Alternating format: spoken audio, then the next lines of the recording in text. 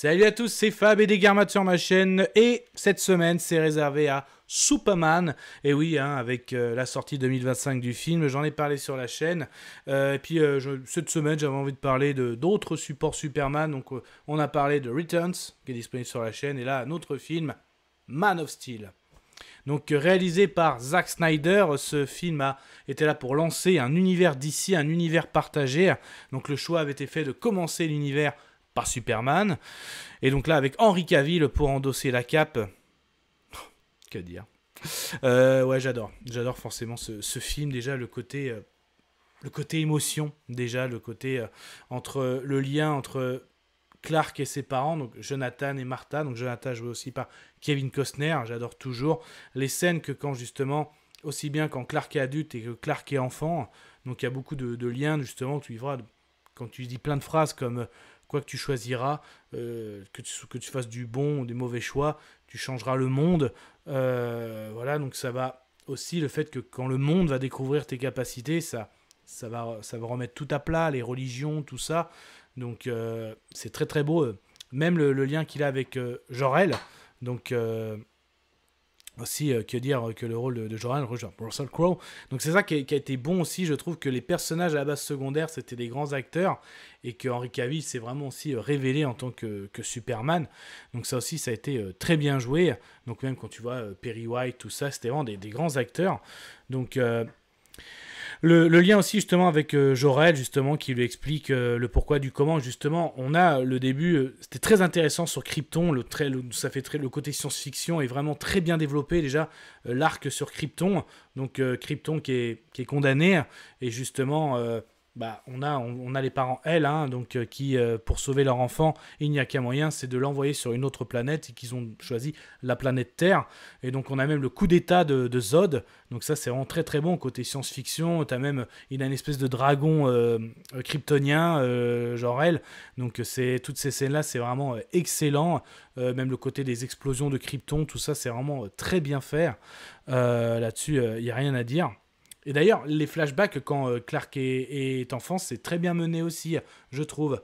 C'est un moment où Clark, quand il devient adulte, se pose des questions, comment aider son prochain. Donc là, dans le film, au début, il n'est pas encore Superman. Il a grandi à Smallville, et comment aider son prochain. Donc c'est comme un vagabond, il va, et comme un ange gardien, il aide son prochain. Donc notamment, il a aidé des personnes sur un incendie, sur une plateforme pétrolière. Et au moment où il tombe dans l'eau, il tombe à moitié dans les vapes. Même très belle scène, même là, c'est un détail, mais avec la baleine, c'est magnifique.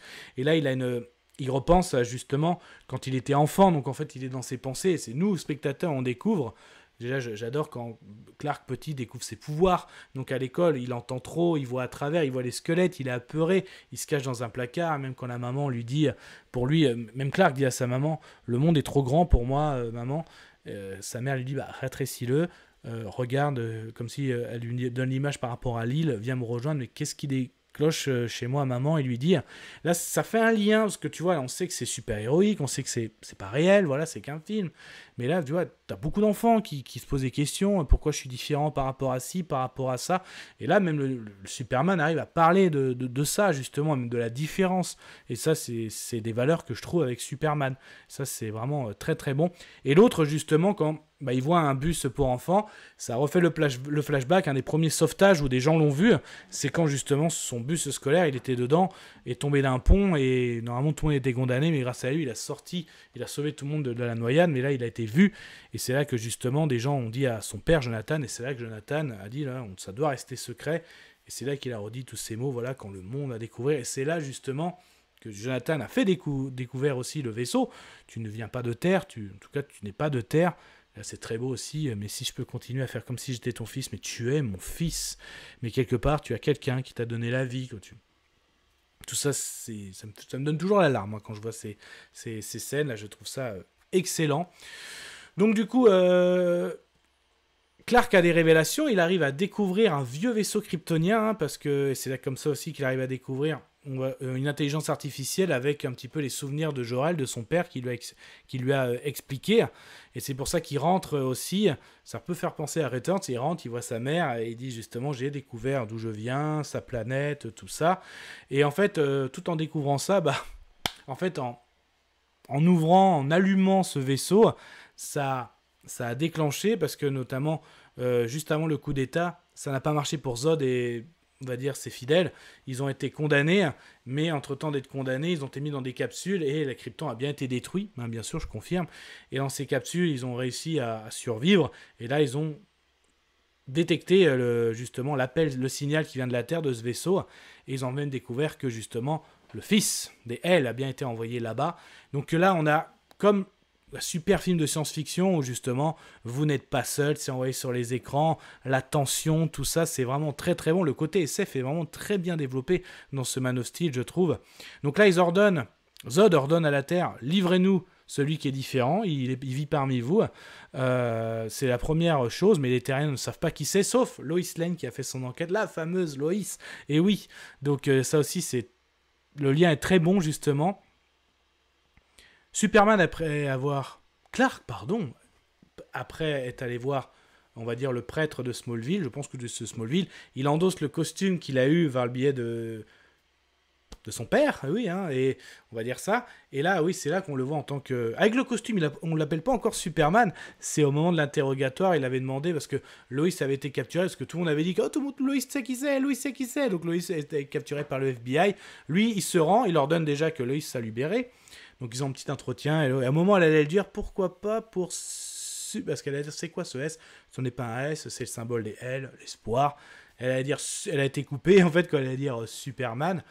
Donc au début, il se rend, donc sauf qu'ils emmènent Lois avec eux. Donc là au début, il y a la rencontre entre Zod et Kal-El. Donc là aussi, on rencontre encore dans le vaisseau, par le biais de la petite clé, toujours Jor-El est présent. Et là justement, il explique, hein, donc il aide à ce que Lois s'échappe, il aide aussi à ce que Clark s'échappe. Voilà, quand il dit défoncer de paroi, bam. Et là, qu'est-ce que tu vois? Lois, tu peux la sauver, Cal. Tu peux tous les sauver. Donc, en gros, il lui montre vraiment tout ça. On t'a envoyé ici. Voilà, il lui a expliqué auparavant pourquoi il est aussi fort, l'effet du soleil jaune. Donc, voilà, il veut vraiment faire la fierté de Krypton. Donc, il a transmis avec lui le codex, parce que dans Krypton, tout était programmé, les naissances, tout ça, tout était contrôlé. Et Kal-El est la naissance, une naissance... est né d'une naissance naturelle, ce qui n'avait pas eu depuis des années, et ce qui pour eux c'est ce qui a perdu Krypton, à force de tout vouloir contrôler, et ben ils n'ont pas réussi à contrôler leur planète, et la nature leur a fait un beau F-U-C-K, donc voilà.